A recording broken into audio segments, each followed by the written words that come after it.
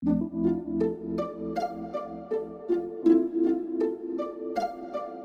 purpose of this conference, the Black Student Athlete Conference, is to bring together people from across the country to deal with the unique needs of black student athletes. I think the general public, when they're watching a football or men's women's basketball game, they see a lot of African American athletes participating, primarily at, predominantly white institutions. And I think for the most part, people think that black student athletes have this glamorous life. And so what I remind people is that that's just one aspect of their life that you see of them performing. But understand, I would tell people all the time that the black student athlete is the most unique student on any major college campus in America. If you think about it, many universities use black student athletes to generate enormous amounts of revenue. And I'm talking about into the hundreds of millions of dollars. You have football coaches' salaries now, $8-9 million a year. Some of the men's basketball coaches, $6-7 million a year, and even women's basketball coaches now making close to $2 million a year.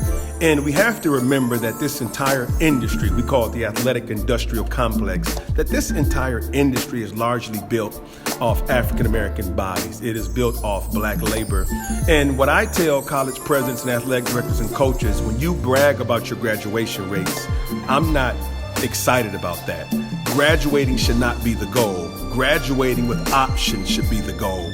Graduate school, professional school, going to work on Wall Street, going to work on Capitol Hill, doing something entrepreneurial, that should be the goal. But too often the bar is so low and we just talk about, we have a 50% graduation rate. My charge to athletic directors is to really invest in the lives of black student athletes. Don't invest in them after there's been some kind of scandal, after there's been some kind of incident on the campus involving football players and violence or drug addiction. But no, invest in them holistically. And I remind people, when you play Division I college athletics, there's no such thing as a free ride. A free ride is a student who comes to a school on an academic scholarship and they just go to class, and as long as they maintain a certain GPA, the scholarship gets renewed. No, these young men and women are putting in 20, 30, 40 hours a week into their respective sport, and often what gets shortchanged are their academic pursuits. Another thing we'll address at this conference is what I call the segregation of the black student athlete. Many black student athletes now are on college campuses where not only do they not interact with other black students on campus, they don't interact with other students, period. It is as if they are quarantined and they are shuffled around campus in the facility all day and all night,